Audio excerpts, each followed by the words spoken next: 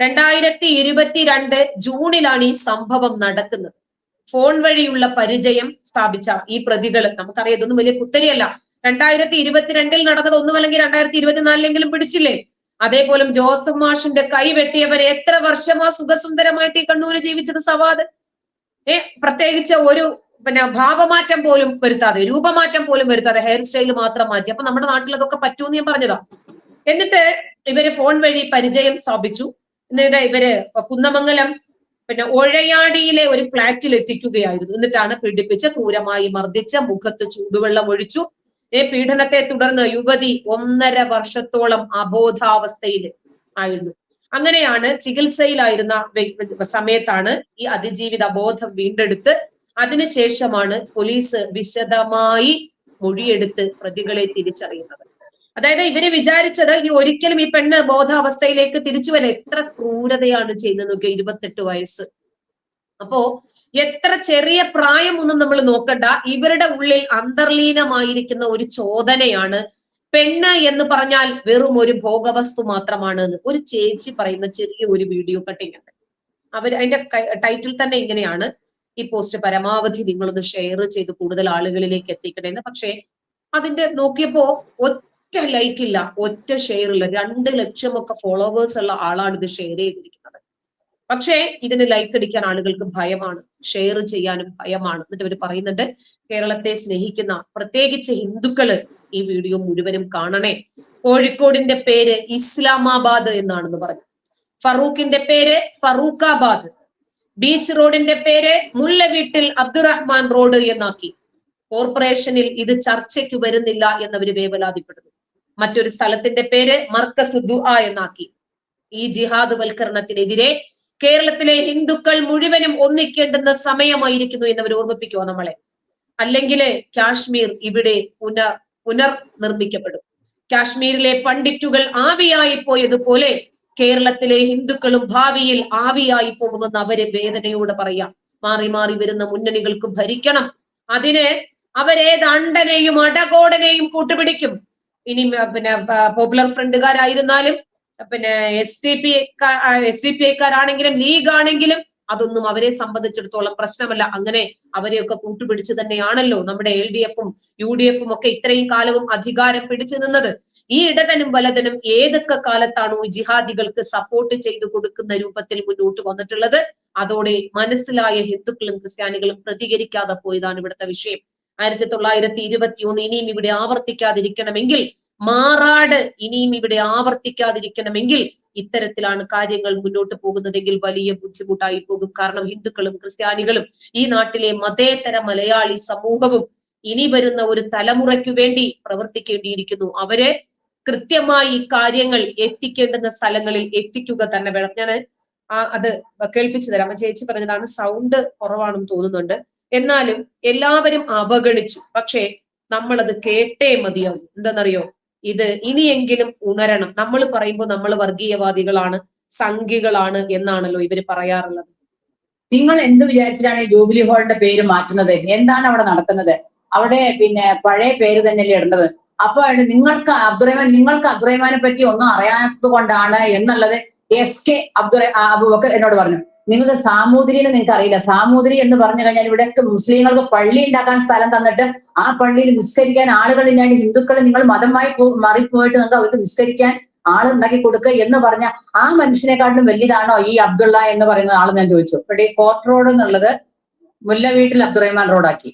അപ്പൊ അതെന്ന് പറയുന്നത് അവിടെ ഒരു അഗ്രശാല എന്ന് പറഞ്ഞ ഒരു ക്ഷേത്രമുണ്ട്. അപ്പൊ അത് വളരെ പഴക്കമുള്ള, അതിന്റെ മുകളിൽ പണി വന്നപ്പോഴാണ് ഇത് കുറച്ച് കഴിഞ്ഞപ്പോ ഇവരവിടെ മുല്ലവീട്ടിൽ അബ്ദുറഹ്മാൻ റോഡ് ഉണ്ട്. പക്ഷെ അത് കൗൺസിലിൽ വന്നിട്ടില്ല. അതിനുശേഷം കൗൺസിലില് പുതിയറ ഭാഗത്തിന്റെ റോഡിന്റെ പേര് കൗൺസിലിൽ വന്നപ്പോ ഞാൻ ചോദിച്ചു, ഈ കൗൺസിലിൽ ഇത് വന്നു, പക്ഷെ എന്തുകൊണ്ട് മുല്ലവീട്ടിൽ അബ്ദുറഹ്മാൻ റോഡിന്റെ കാര്യം കൗൺസിലിൽ വന്നില്ല?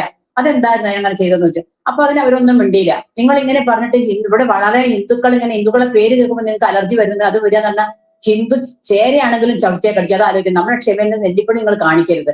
നമ്മൾ ഒന്നിനെതിരല്ല. പക്ഷെ നമ്മളിങ്ങനെ നമ്മുടെ ഇതിലേക്ക് ഇവിടെ ഈ സംഗതി തന്നെ ഇവിടെ ഈ ഗൂഗിളിൽ നോക്കിയപ്പോഴാണ് പറഞ്ഞത് ഇതിന്റെ പേര് മർക്കസ് ദുആ എന്നുള്ള പേര് വന്നു. അപ്പൊ ഈ സംഗതികളൊക്കെ ഒരു കാര്യം. പിന്നെ വേറെ ഒന്ന് വരുന്നത് എന്താ വെച്ചാല് ഇതിന്റെ മുന്നേ ഒരു 5 വർഷം മുന്നേ ആണ് തോന്നുന്നുണ്ട് ഗൂഗിളിൽ നമ്മളുടെ ഈ കോഴിക്കോടിനെ പേറ്റ് വന്നു വെച്ചാല് ഇസ്ലാമാബാദ് എന്നായിരുന്നു പറയും. പിന്നെ ഒരു 6 മാസം മുന്നേ ഫറൂഖില് ഫംഗ്ഷൻ നടന്നപ്പോ ഫറൂഖാബാദ്. അപ്പൊ ഇങ്ങനെ ഓരോ സംഗതികൾ ഇവിടെ നമ്മൾ, പക്ഷെ നമ്മളുടെ ഈ ഹിന്ദുവിനെ ഇവിടെ ഈ ക്ഷേത്ര പരിസരം എന്ന് പറഞ്ഞു കഴിഞ്ഞാൽ ഇവിടെ ഉള്ള ഈ സ്ഥലങ്ങൾ മുഴുവൻ പിന്നെ സാമൂതിരി രാജാവ്, പിന്നെ ഇവിടെ ഒരാള് സ്വാതന്ത്ര്യത്തിന് വേണ്ടി കിട്ടാൻ വേണ്ടിയിട്ട് അയാൾ സ്വയം ആത്മാഹുതി ചെയ്തിട്ടുണ്ട് ഇവിടുന്ന്, അല്ലെ? അപ്പൊ ആ വ്യക്തികളെയൊക്കെ മറന്നുകൊണ്ട് ഇവിടുന്ന് എവിടുന്നെങ്കിലും വരുന്ന ഒരാളെ വെച്ചിട്ട് തന്നെ ഇവിടെ എന്ന് പറഞ്ഞു കഴിഞ്ഞാൽ ഇവിടെ താലിബാനിസം കൊണ്ടുവരാണ്. അതിന്റെ ഏറ്റവും അവിടെ കോൺഗ്രസ് കമ്മ്യൂണിസ്റ്റ് അല്ല, ഇടതും വലതും കാര്യം വരുമ്പോൾ അവർ ഒറ്റക്കെട്ടാണ്. നമ്മൾ അപ്പൊ അങ്ങനെ എന്തുകൊണ്ടാന്ന് വെച്ചാല് ഹിന്ദുവിന്റെ മഹാമനസ്കതയെ ഇവര് മുതലെടുക്കുകയാണ്. ഞാൻ പറഞ്ഞു അത് മുതലെടുക്കരുത്. നമ്മളൊക്കെ എന്ന് പറഞ്ഞാൽ ഇവര് മതേതരത്വം പ്രസംഗിക്കുന്നേ ഉള്ളൂ. ഞാൻ എന്റെ ജീവിതത്തിൽ ഞാൻ കാണിച്ചു കൊടുത്തതാണ്. എന്റെ വീട്ടിൽ ഞാൻ മുസ്ലിമിനെ കൊണ്ട് താമസിപ്പിച്ചിട്ട് നിസ്കരിക്കാൻ സമയം കൊടുത്തിട്ടുണ്ട്. പാലക്കാടിന്റെ വീട്ടിൽ ഞാൻ കൊണ്ടേ കൊടുത്തിട്ടുണ്ട്.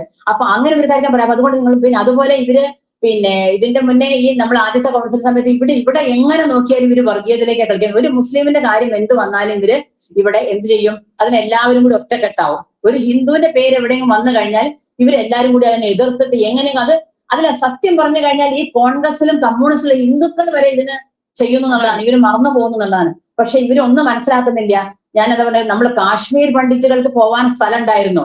കേരളത്തിലെ ഹിന്ദുക്കൾ എന്ന് പറഞ്ഞാൽ അറബിക്കടലിൽ പോയി ചാടി ആത്മഹത്യ ചെയ്യേണ്ട ആ അവസ്ഥയിലേക്ക് എത്തിയിട്ടുണ്ട്. കുറച്ച് ആൾക്കാർ ഈ വോട്ട് ബാങ്കിന്റെ ഇത് നോക്കിയിട്ട് ഹിന്ദുവിനെയും മുസ്ലിമിനും തമ്മിൽ അടുപ്പിക്കാൻ നോക്കുമ്പോൾ ഹിന്ദു മുസ്ലിമും അതിലെ മുസ്ലിംസ് സഹോദരന്മാർ പ്രത്യേകം ശ്രദ്ധിക്കണം. ഇതിൽ വീണു പോകരുത്. ഇവിടെ ഇന്ന് ഭാരതത്തിൽ ജീവിക്കുമ്പോൾ സുഖമായിട്ട് വേറെ എവിടെയും ജീവിക്കാൻ പറ്റും. നമുക്ക് ഒരുമിച്ച് ജീവിക്കണം. രാഷ്ട്രീയക്കാരെ മുതലെടുത്തു കഴിഞ്ഞാൽ അവരങ്ങോട്ട് പോകും. അപ്പൊ നമ്മളെ തമ്മിലടിപ്പിക്കാനുള്ള ഈ ഒരു അവസ്ഥ കണ്ട് മനസ്സിലായിട്ടുണ്ട്. മുസ്ലിം സഹോദരന്മാർ വരെ ഇതിനെതിരായിട്ട് വരണം എന്നാണ് എനിക്ക് പറയാനുള്ളത്.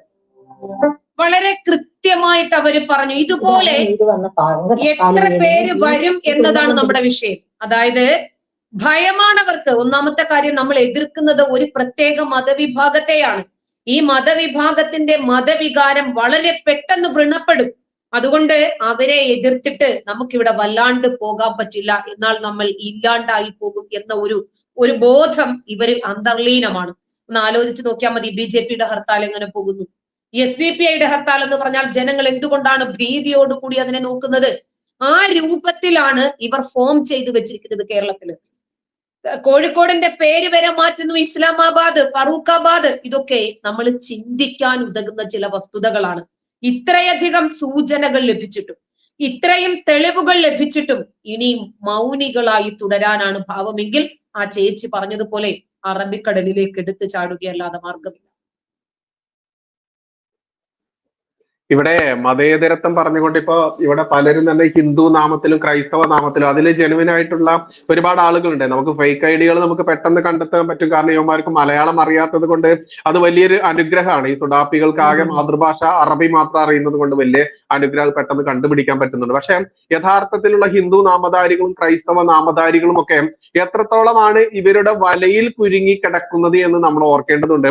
അവരുടെ തലയിലേക്ക് കൃത്യമായിട്ട് വല്ലതും കയറുകയാണെങ്കിൽ കയറട്ടെ എന്നുള്ളത് കൊണ്ട് തന്നെയാണ് കൃത്യമായിട്ടും ജീവൻ പണയം വെച്ചിട്ട് പോലും ഞങ്ങളൊക്കെ കൃത്യമായിട്ട് ജീവൻ പണയം വെച്ചുകൊണ്ട് തന്നെയാണ് ഇതൊക്കെ പറയുന്നത്. കാരണം ഞങ്ങൾക്കറിയാം, ഞങ്ങൾക്ക് കുടുംബമുണ്ട്. ഞങ്ങൾക്ക് റോട്ടിലേക്ക് ഇറങ്ങി നടന്നാൽ ഈ ഇസ്ലാമിക കൊടും ഭീകരന്മാർ ഞങ്ങളെ ഏത് രീതിയിലായിരിക്കും ട്രീറ്റ് ചെയ്യുക എന്നൊക്കെ കൃത്യമായിട്ട് അറിഞ്ഞുകൊണ്ട് തന്നെയാണ്. പക്ഷെ ജനിച്ചു കഴിഞ്ഞാൽ ഒരിക്കൽ മരണമുണ്ട് എന്നുള്ളത് തന്നെ. മാത്രമല്ല ധീരന് മരണം ഒന്നേയുള്ളൂ. അല്ലാതെ ഇടയ്ക്കിടയ്ക്ക് ചത്തു ജീവിക്കുന്നതിനേക്കാൾ നല്ലത് ഒരേ ഒരു സമയത്ത് മാത്രം ധീരൻ ചത്തൊടുങ്ങുക.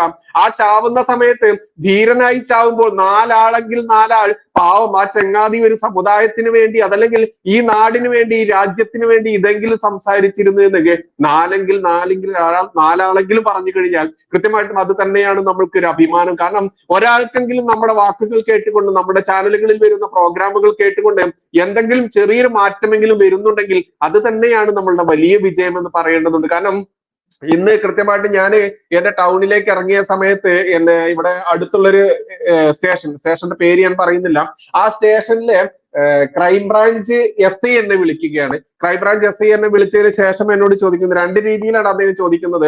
ബൈജു, നിങ്ങളുടെ ചാനലിൽ ഒരു വീഡിയോ കണ്ടു. ഓക്കെ, എന്താണ് സർ വീഡിയോ, ഏത് വീഡിയോ ആണ്? അപ്പോൾ അയാൾ പറയുന്നു, നിങ്ങളുടെ പരിസരത്ത് ഒരു ക്ഷേത്രം തകർത്തുകൊണ്ട് ഒരു മുസ്ലിം നാമധാരിയായുള്ള ആ നാമം നിങ്ങൾ പറയുന്നില്ല, അതുകൊണ്ടാണ് വിളിക്കുന്നത്. ഞാൻ പറഞ്ഞു, ശരി, താങ്കൾക്ക് എന്താണ് അറിയേണ്ടത്? അപ്പോൾ അദ്ദേഹം ചോദിക്കുന്നു, അത് ഏതാണ് വ്യക്തി എന്ന് ചോദിക്കുന്നു. നോക്കൂ, എത്രയോ വർഷങ്ങൾക്ക് മുൻപ് തന്നെ നീറി നിൽക്കുന്ന ഒരു വിഷയമാണ് നമ്മുടെ ചാനലിലൂടെ അറിയിച്ചത്. അപ്പോൾ ഇവിടുത്തെ പോലീസ് സംവിധാനത്തിന് പോലും ഈ ഇസ്ലാമിക ജിഹാദികൾ കാട്ടിക്കൂട്ടുന്ന ഏറ്റവും അവസാനത്തെ, ഇത് അധികം വർഷങ്ങളൊന്നുമില്ല, ഏകദേശം ഒരു 15-20 വർഷം മുൻപ് വരെ ഒരു ക്ഷേത്രമായിട്ടുണ്ടായിരുന്ന ഒരു ക്ഷേത്രം തകർത്തുകൊണ്ട് അതിന്റെ കിണറിലിട്ട് സകലതും മൂടിക്കളയുന്നു.